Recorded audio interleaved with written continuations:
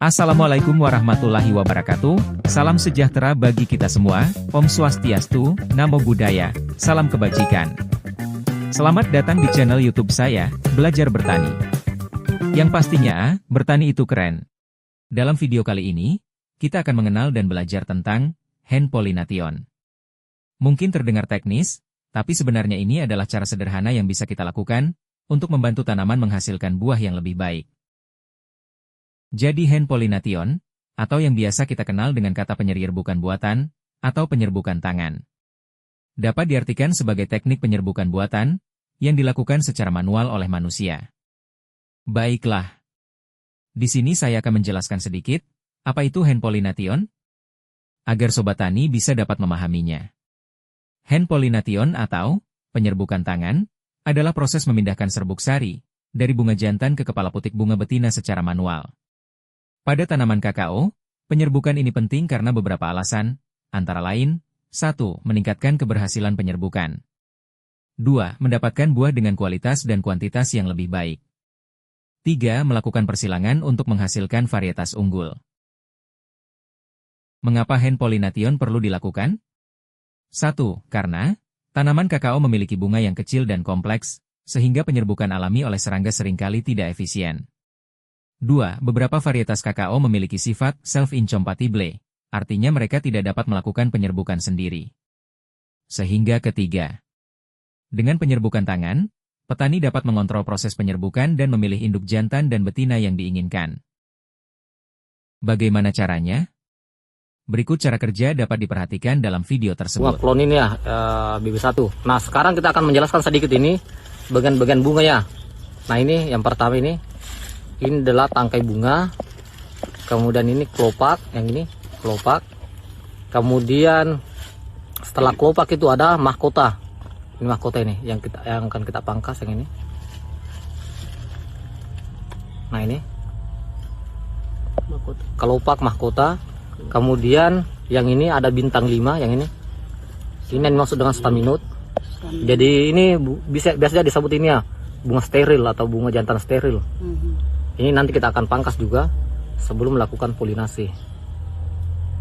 Nah ini, yang di tengah itu ada yang putih, itu yang dimaksud dengan kepala putik atau bunga betinanya.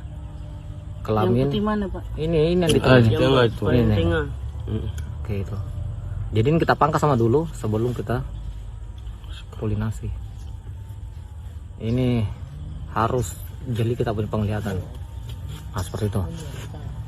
Nah kemudian ini kita ambil dia punya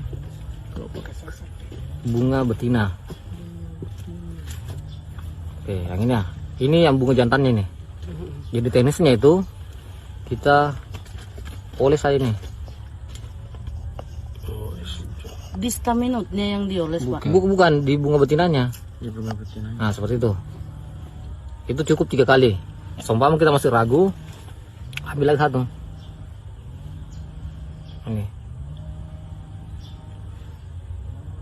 Kemudian kita oles kembali. Jadi untuk 1 bunga jantan ini itu bisa untuk 2 bunga. Sini ya.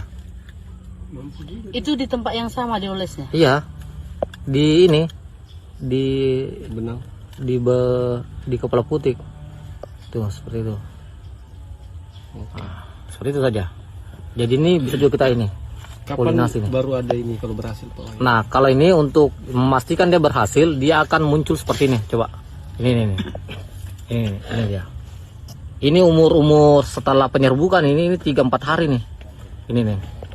Warna merah itu? Ya, ada calon buah ini nih. Ini dia. Oh. Ini dia. Muncul ini, di situ? Iya, muncul dia. Ini umurnya ini sekitar 3-4 hari nih. Oh iya? Ya.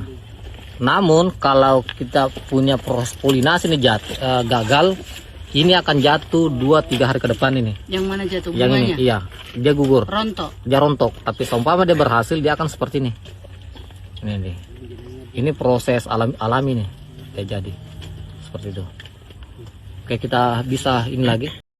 Apa manfaat dari hand pollination pada tanaman kakao? 1. Meningkatkan hasil produksi kakao. 2. Menghasilkan buah kakao dengan kualitas yang lebih baik. 3. Memungkinkan pengembangan varietas kakao unggul melalui persilangan. Jika menurut Sobat Tani video ini sangat membantu, jangan lupa bergabung di channel Belajar Bertani untuk belajar bertani itu keren. Dan jangan lupa like, komen, subscribe, dan nyalakan lonceng notifikasi agar tidak ketinggalan video-video terbaru dari saya. Sampai jumpa di video berikutnya.